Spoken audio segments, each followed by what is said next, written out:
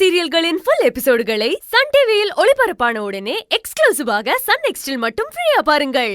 அவரை வளர விடாம கிச்சன் வேலைக்கு தான் நீ லாய்க்குன்னு அவரை மட்டம் தட்டி வச்சது யாரு? என் தம்பியை நான் மட்டம் தட்டி வச்சிருக்கானா? என் தம்பியை நான் வளர விடாம வச்சிருக்கானா?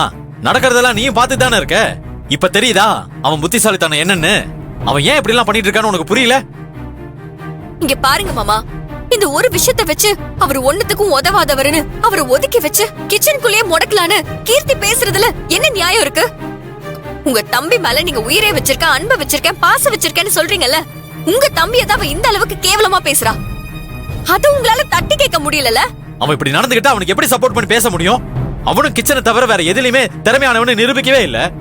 இப்ப அதுலயும் கோட்டை விட்டுட்டு இருக்கான். அப்படி கேளுங்க மாப்ள, நல்ல புருஷனுக்கு வக்காலத்து வாங்கி பேச வந்துட்டா பாருங்க. அம்மாடி செல்வி, நீ ஏமா இப்படி எல்லாம் பேசுற? வெளியே போன என் புள்ள வேலு வந்துட்டோம், அவன் வரட்டும், வந்ததுக்கு அப்புறம் இத பத்தி பேசலாமே. இல்லத்த, இதெல்லாம் இப்பவே பேசி ஆகணும், இல்லனா கடைசி வரைக்கும் பேசவே முடியாம போயிரும்.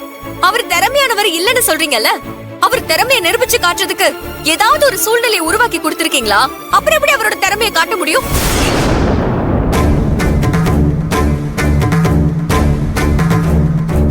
இத்தனை வருஷத்துல ஏதாவது ஒரு நாள், ஒரே ஒரு நாள் இந்த ஹோட்டலோட வரவு செலவு இதுதான்னு அவருக்கு நீங்க ஏதாவது சொல்லி கொடுத்திருக்கீங்களா?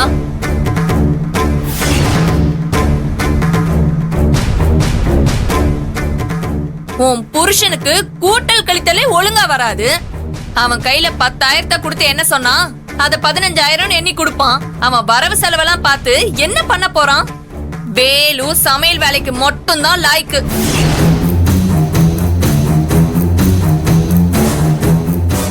அதென்ன நானும் பாத்துக்கிட்டே இருக்க, அவருக்கு சமையல தவிர வேற எதுவும் தெரியாதுன்னு மட்டும் தட்டி பேசிட்டு இருக்க. என்ன சமையல் என்ன ஈஸியான வேலையா? உன்னால 5 பேருக்கு 3 வேலை சமைச்சு போட முடியுமா? முடியாதுல. ஆனா அவரால முடியும். ஒரு நாளைக்கு 100 பேருக்கு சமைக்கணும்னா எவ்வளவு அரிசி வாங்கணும், எவ்வளவு பருப்பு வாங்கணும், எவ்வளவு காய்கறி வாங்கணும், எவ்வளவு உப்பு போடணும், காரம் போடணும்னு தெரிஞ்ச அவருக்கு இந்த கணக்கு வழக்கெல்லாம் பாக்குறது என்ன பெரிய விஷயமா? இன்னைக்கு அரிசி வாங்கின விஷயத்தையும் அதுல லாபம் எடுத்த விஷயத்தையும் என்கிட்ட சொல்லதான் செஞ்சாரு. அவரு சொன்ன கணக்குப்படி லாபம் வந்திருக்க வேண்டியது உண்மைதான். ஆனா அங்க என்ன சூழ்ச்சி நடந்திருக்குன்னு தெரியல. அதுக்கு பின்னாடி யார் இருக்காங்கன்னு விசாரிச்சாதான் தெரியும். இப்படி அவர் ஏமாத்தி இருக்காங்க. அதுக்காக இனிமே அவர்கிட்ட எந்த வேலையை கொடுத்தாலும் தப்பாதான் செய்வாருன்னு நீங்களே முடிவெடுத்துட்டு அதுல என்ன நியாயம் இருக்கு?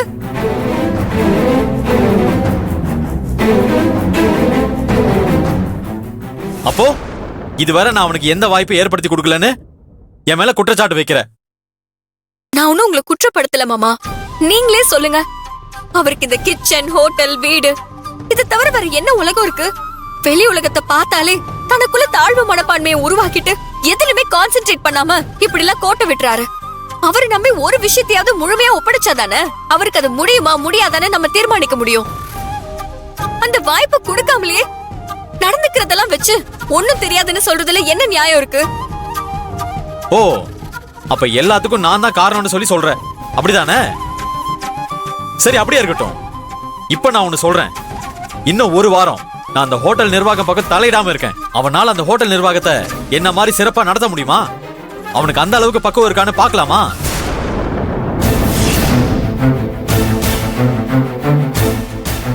சரி, அது கூட விடு. நீ இவ்வளவு தூரம் பேசுறேல, நீயும் அவனும் சேர்ந்து அந்த ஹோட்டல் நிர்வாகத்தை ஒரு வாரம் நடத்தி பாருங்க. அப்ப தெரியும் என்னோட கஷ்டம் என்னன்னு.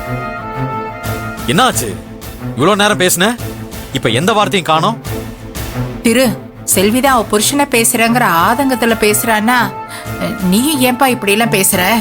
அம்மா, நான் உண்மைதாம்மா பேசுறேன். முடிஞ்சா ஒரு வாரம் அந்த ஹோட்டலை நான் இல்லாம நடத்தி காட்ட சொல்லுங்க. ஏன் இந்த ஒரு வாரத்துல நான் எடுக்கிற லாபம் கூட எடுக்க வேண்டாம். ஆனா நஷ்டம் இல்லாம இப்ப இருக்கிற மாதிரி இதே நிலைமையில நடத்தி காட்ட சொல்லுங்க. திரு என்னப்பா அவசரப்பட்டு எதுவும் சொல்லிடாத. அவ சின்ன பொண்ணு ஏதோ தெரியாம பேசிட்டு இருக்கா. வேலுவை பத்தி நம்ம எல்லாருக்கும் தெரியும்ல. டேய், நீ இல்லனா இந்த ஹோட்டலும் இல்ல, நாங்க யாரும் இல்ல. இன்னைக்கு நம்ம எல்லாரும் நல்ல நிலைமையில இருக்க காரணம் உன்னோட புத்திசாலித்தனமும் நீ ஹோட்டல் நடத்துற விதமும் தான்.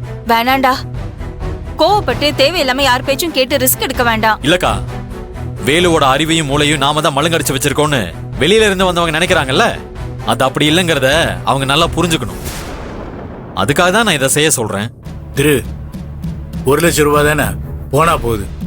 அதுக்காக வேலு வந்தாலும் மறுபடியும் பிரச்சனையை பெருசாக்காது. எதுக்கு இந்த விஷ பரீட்சை? வழக்கம் போல 2 பேரும் கடைக்கு போய் ஒத்துமையா வேலையை பாருங்க. இல்லப்பா, நான் என் தம்பியை வளர விடாம தடுத்து வச்சிருக்கேன்னு யாரும் என் மேல பழி சொல்லக்கூடாதுல்ல. நாளையில இருந்து 1 வாரம் உன்னையும் என் தம்பியை நம்பி இந்த ஹோட்டலை ஒப்படைக்கிறேன். நீங்க எப்படி நடத்துறீங்கன்னு நானும் பாக்குறேன்.